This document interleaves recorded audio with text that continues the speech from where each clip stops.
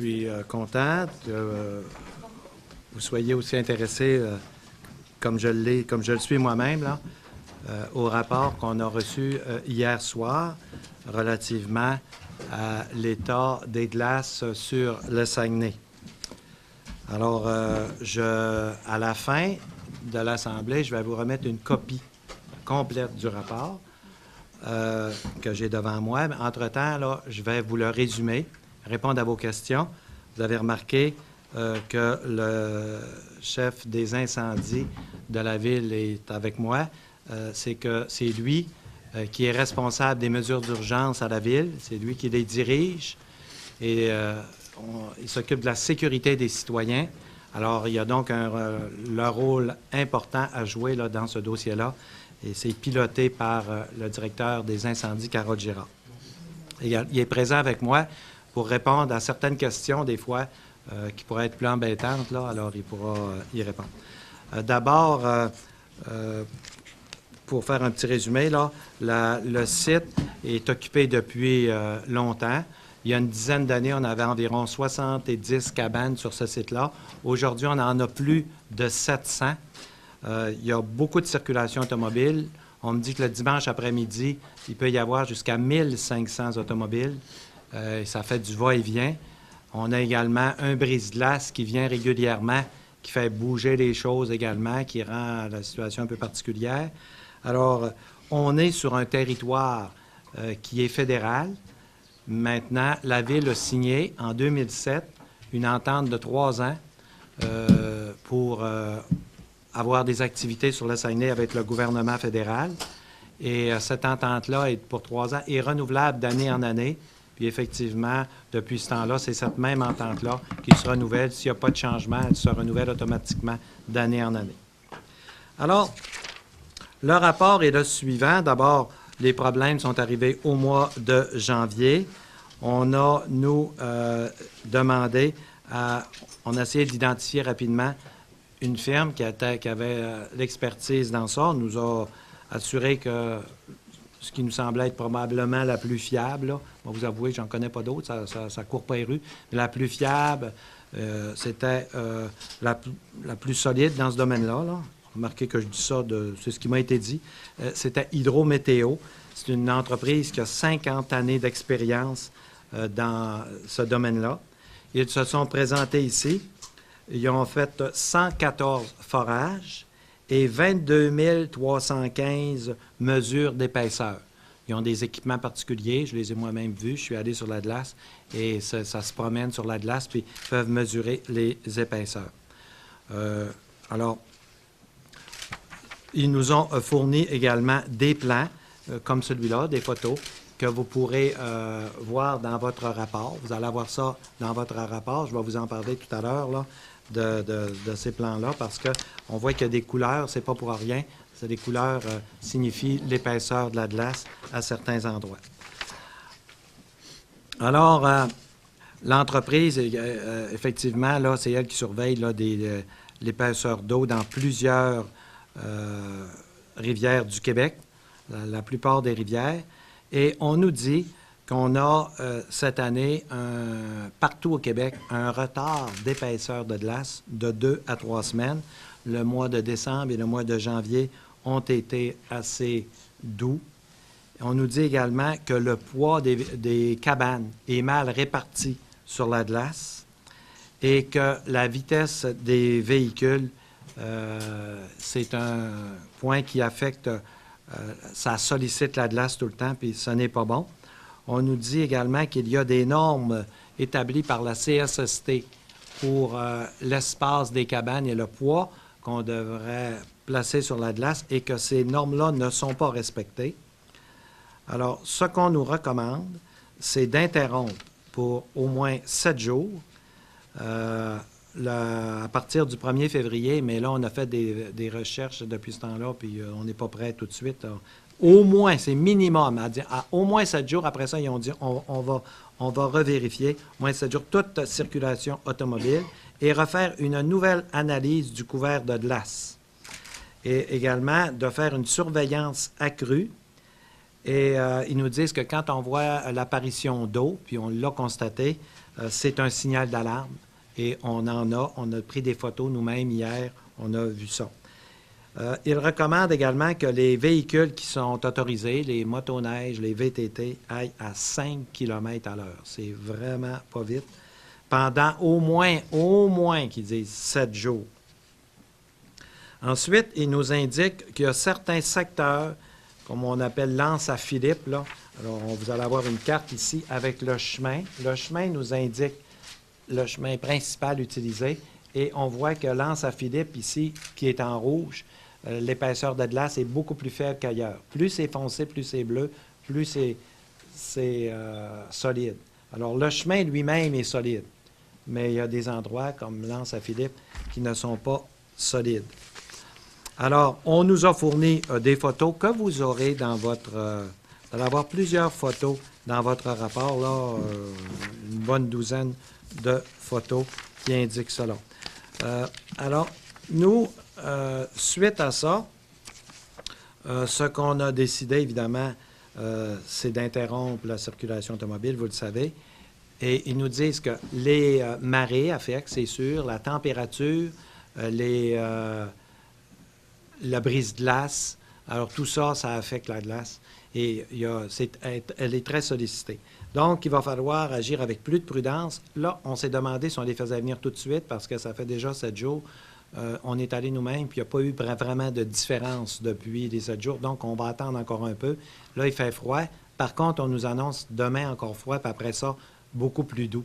Donc, on est préoccupé par la sortie des cabanes aussi, parce qu'il y en a qui voudraient sortir actuellement. Ils nous disent qu'on ne pourra pas effectuer, je pense que j'en ai passé un bout, parce qu'ils nous disent ça, ne pas effectuer de sortie de cabane dans les 7 prochains jours. Il y en a qui nous demandent de les sortir, mais on ne pourra pas le faire avant au moins 7 jours. Il y en a un, entre autres, il dit « Moi, je pars dans le sud, puis il faut que je la sorte. » Il n'est pas question. Aussi, il faut que je vous dise que la Ville, on est très ferme sur la sécurité. Il n'est pas question qu'on plie devant une pression quelconque sur la sécurité. On ne veut pas avoir une personne dans le fond du Saguenay quand on aurait pu faire des démarches différentes. Il y a des balises, on doit les suivre. Il y a des balises, puis ces balises-là vont être établies. Et on ne peut pas aller à l'extérieur de ces balises-là. Ensuite, on nous confirme aussi qu'il faut arrêter de penser qu'on va établir un calendrier fixe d'année en année. Ce n'est pas possible de faire ça. Et le calendrier va changer suivant la température. D'année en année, on ne peut pas s'attendre à avoir un calendrier qui va être fixe. Donc, ça résume à peu près là, ce qu'on a. Ah oui, on nous indique aussi que l'épaisseur de la glace est une chose, mais qu'on a également, il y a 3 sortes de glace. Il y a de la glace noire, de la glace grise, de la glace blanche. Si tu as 12 pouces de glace blanche, c'est pas bon. Glace grise non plus, la glace noire, c'est la meilleure. Donc, c'est important là, de se rapporter à ça toujours. L'épaisseur de la glace, mais la qualité également de la glace. C'est pour ça que la Ville a pris la décision l'année prochaine d'avoir dès cette année, on commence d'avoir un comité c'est lui qui va donner les directives de sécurité. Alors, c'est pas seulement un fonctionnaire. Des fois, il y a un fonctionnaire, il y a beaucoup de pression. Les gens disent, on veut rentrer tout de suite, puis dit oui, mais ça ne marchera pas comme ça. Il faut s'assurer que c'est sécuritaire. Actuellement, je dois vous le dire, c'est inquiétant. J'ai rencontré moi-même le propriétaire du tracteur qui est entré dans l'eau, là. Quand on l'écoute conter son histoire, c'est rien de drôle, là. Il ne veut plus y retourner. Alors, on n'attendra pas ces événements-là. Donc, le site est ouvert, mais pas d'automobile, et on entame des démarches sur les autres sites également. Dès aujourd'hui, il y a des personnes qui visitent les autres sites pour voir s'il y a des indices qui pourraient nous faire croire que c'est dangereux. On ne veut pas prendre de chance. Alors, c'est à peu près le résumé de notre affaire. Alors, s'il y en a qui veulent poser des questions. Est-ce qu'il y a des mesures semblables qui pourraient être prises du côté aussi de Grande-Bay, vu que c'est un peu en face? Bien, c'est ça que je viens de dire. On est après, tranquillement, regarder les autres sites pour voir si on va intervenir. Puis, si on intervient, on va prendre les mesures qu'il faut, si c'est dangereux. Là, à date, il n'y a rien qui nous permet de penser que le site de Grande-Bay est dangereux. À date. Mais on n'a pas encore effectué nos recherches comme il faut, on le sait. Monsieur le maire, je suis juste être sûr de bien comprendre. Le séjour, il commence quand? En fait, eux autres, ils nous disaient minimum 7 jours. C'est parce que si on avait eu 7 jours de très grand froid, les choses, ça peut s'épaissir un petit peu. Mais on a été vérifié, puis il n'y a pas eu assez de changements pour les faire revenir. Donc, c'est jusqu'à nouvel ordre. Le 7 jours, là, ça fait partie du rapport, mais c'est jusqu'à nouvel ordre. Nous, quand on va constater qu'il y a eu un changement, on va faire revenir les experts. Alors, parce que c'est une opération quand même qui coûte assez cher à la ville, là, tout ça. Là. Mais ce n'est pas une question d'argent pour la sécurité. On va faire ce qu'on a à faire. Mais on ne veut pas les faire venir si on est sûr qu'il n'y a pas eu de changement. La navette demeure? La navette va demeurer, oui. La navette va demeurer. Ce matin, on a rencontré le conseil d'administration. Moi, je n'étais pas là. Ils ont eu toutes les explications du rapport. Et puis, tout le monde, là, les histoires de démission, là, ils ne démissionnent pas. Là.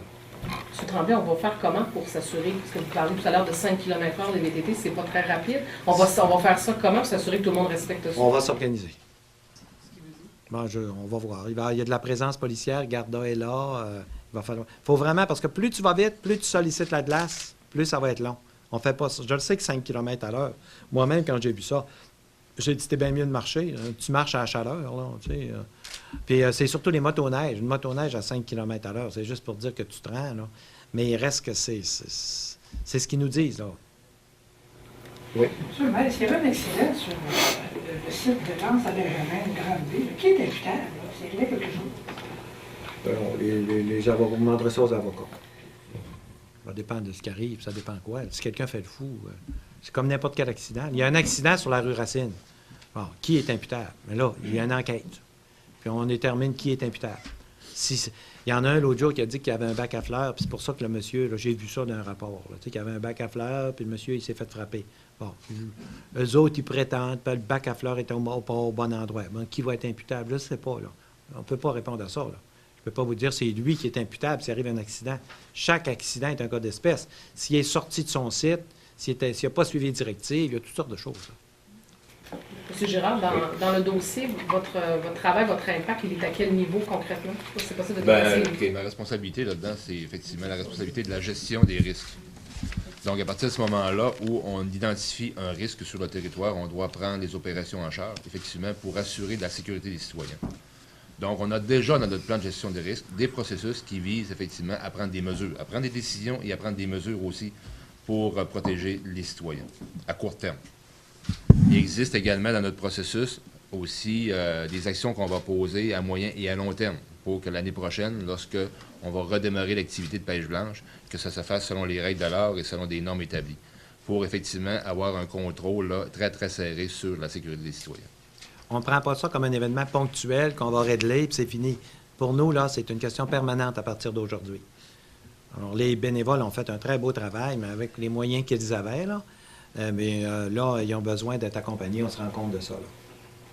Justement, M. le maire, est-ce que ce rapport-là qui est déposé aujourd'hui, ça pourrait être le début d'une nouvelle restructuration là, de cette activité-là? On sait que c'est populaire, puis les gens aiment ça. Puis vous venez de le dire, là, c'est des bénévoles qui se sont occupés de ça un peu à la bas comme je te pousse, j'imagine. Avec les moyens qu'il y avait. Est-ce que la Ville pourrait intervenir de façon plus importante pour structurer le secteur de la pêche blanche? Bien, la Ville ne prendra pas la place des bénévoles. Les bénévoles continuent leur travail, mais la Ville va leur venir plus en support, puis la Ville va établir des règles. Parce que ça a pris une ampleur là, qui était... on pensait pas ça. Là, au début, quand on voyait 70 cabanes, on disait, écoute, probablement que ça va rester là, là. Moi-même, le premier, je me disais, c'est le fun, il y en a qui aiment ça, mais jamais j'aurais pensé que ça deviendrait des villes. Il n'y a plus de monde sur le Saguenay à Grande-Bay qu'à dans toute la ville de Saint-Honoré. Donc là, tu sais, 1500 automobiles seulement d'un côté, puis 1500 de l'autre bord. Alors, c'est beaucoup. Là, à un moment donné, là, c'est trop. Alors, il faut intervenir.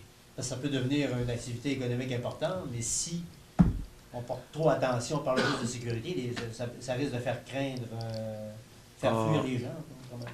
Bien, s'ils fuient à cause de ça, ils fuiront, mais on ne laissera pas la sécurité parce qu'on ne veut pas faire peur au monde. Si c'est dangereux, ça l'est dangereux. Alors, on va... Puis c'est pas une question de retombées économiques puis d'économie, là. C'est pas ça notre préoccupation, là. C'est un loisir pour nos citoyens. Quand on a une patinoire de quartier, c'est pas une question d'économie. Quand ils me disent c'est des retombées économiques de 3 millions, mais non, la personne qui dépense là, ça ne le dépensait pas là, elle le dépenserait ailleurs, dans la ville. C'est presque tous des gens de la ville. C'est pas ça, c'est de l'aide à nos citoyens. C'est un loisir important pour nos citoyens. C'est pas une question de dire, là, le développement économique de la ville ne dépend pas de ça. Mais on voit bien que c'est ça. Notre mandat, le conseil municipal, c'est de répondre aux besoins des citoyens. Puis là, on voit bien qu'il y a un attrait qui est très fort. Donc, à ce moment-là, il faut répondre à ça. Comme on construit des arénas, parce que on voit bien qu'il y a un attrait dans les arénas. Les gens veulent aller jouer au hockey, c'est ça qu'ils veulent. Nous, il faut répondre à ce qu'ils veulent, mais d'une façon sécuritaire. Alors là, on n'a pas envie là, qu'il y en ait un, parce que s'il y en a un qui est noyé, là, il y en a plusieurs qui vont fuir aussi, là. Okay? Alors, il ne faut pas que ça arrive. Est-ce que c'est la première fois que la ville intervient sur les glaces d'une manière comme ça au niveau sécurité? Autant que ça, oui. Oui. Maintenant, quand l'année dernière, ou il y a un an ou deux, là, quand ils ont sorti en catastrophe, là, j'ai pas trouvé ça drôle. Là. J'ai posé j'ai dit, hey, s'ils partaient des cabanes, ou bien s'il y avait un trou qui se faisait, l'année dernière, un pick-up qui rentre dans l'eau, qui grattait, c'est des signaux, ça, sur lesquels on doit se réveiller, là. Je dois dire à un moment donné, là, c'est assez là. Mais pourquoi justement on n'a pas pensé ou on n'a jamais vu le besoin de s'interroger avant ou de pousser plus loin un peu les études? Bien, si on l'avait fait à ce moment-là, vous m'auriez posé la même question. Vous auriez dit pourquoi vous ne l'avez pas fait avant?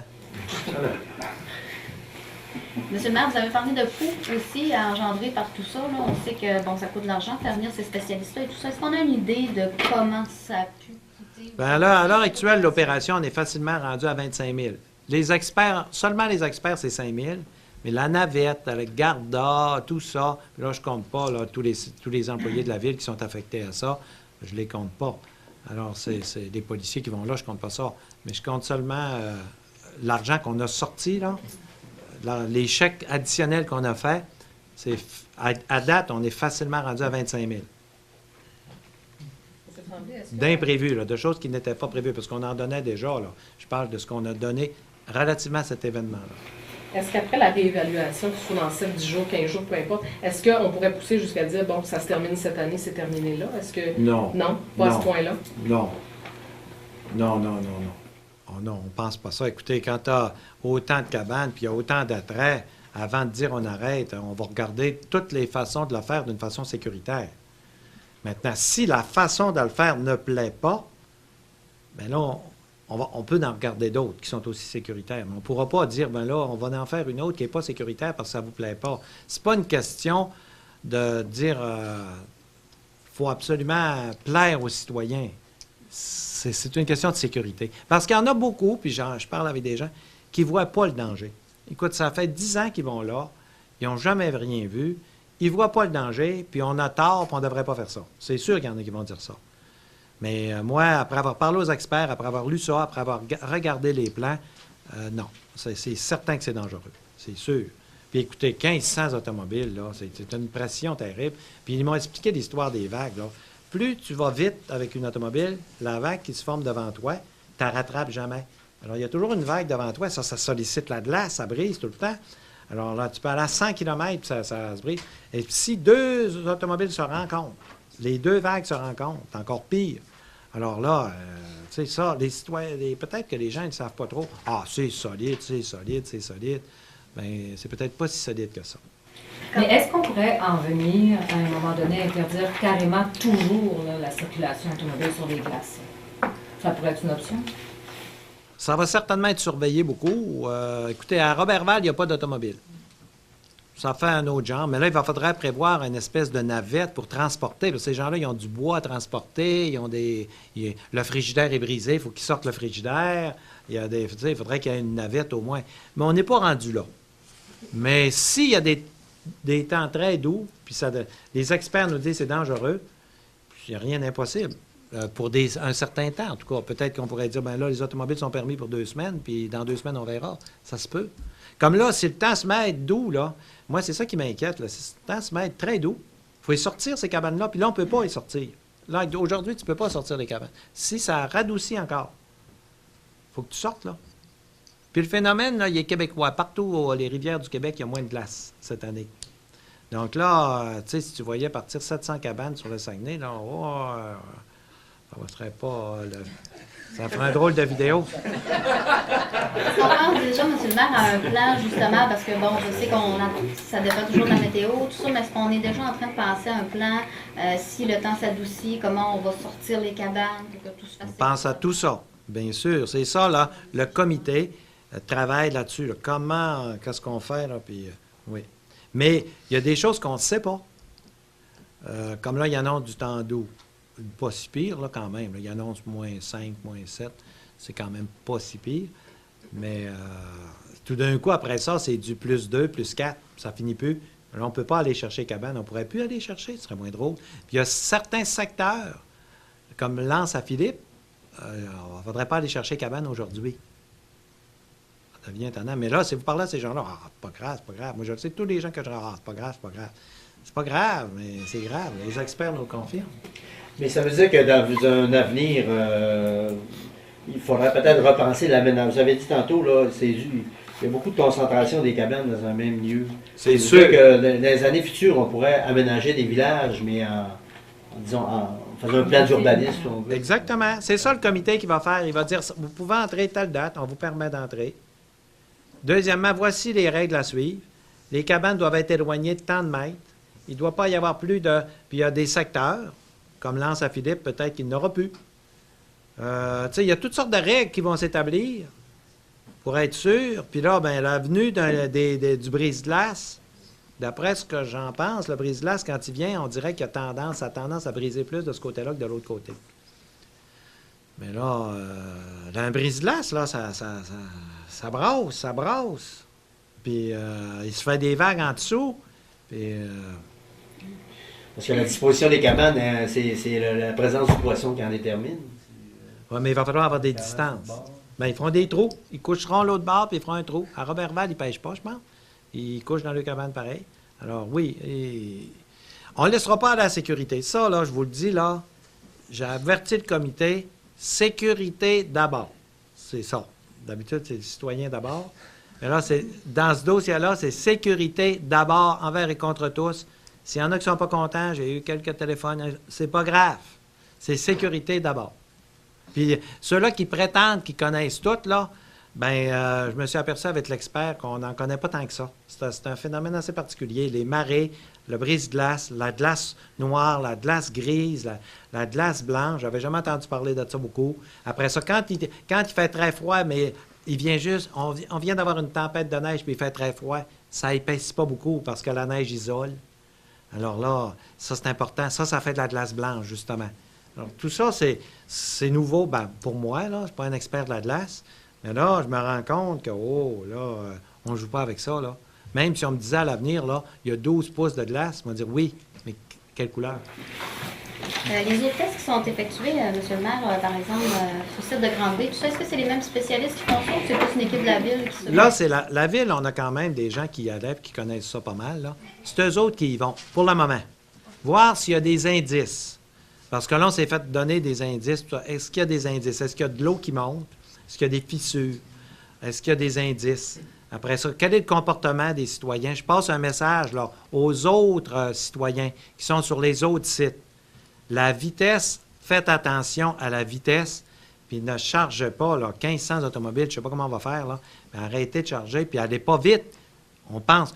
Ben, j'étais le premier, moi, il y a un mois, à penser que plus tu allais vite, moins c'était dangereux. Je veux dire, plus tu vas vite, tu n'affectes pas la glace, tu vas vite, c'est le contraire. Ça, je ne dois pas être le seul à penser ça. Alors, les gens, allez lentement, faites attention. Est-ce qu'on peut en conclure au moins que pour cette année, les voitures, c'est terminé à la BDA? Non, ça se peut. Bien, il va bien falloir les sortir. Sortir. Non, on ne peut pas dire que c'est... Aujourd'hui, là, on ne peut pas donner cette conclusion-là encore.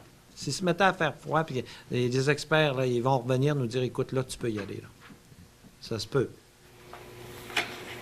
Vous n'avez pas prévu de prochaine rencontre avec ces experts-là? Ben, il n'y a pas de date. On attend d'avoir que les employés de la ville nous disent il y a eu un changement. Là. Ils prennent, nous autres aussi, on fait des tests. Puis tout. On a vu qu'il y avait un changement. Faites-les revenir. Mais là, moi, je leur ai demandé ce matin. Ils ont dit il n'y a pas eu assez de changement. Vous pouvez faire venir pour rien. Là. Ça ne donne rien. C'est les mêmes résultats. Là. Alors, je vous remercie beaucoup.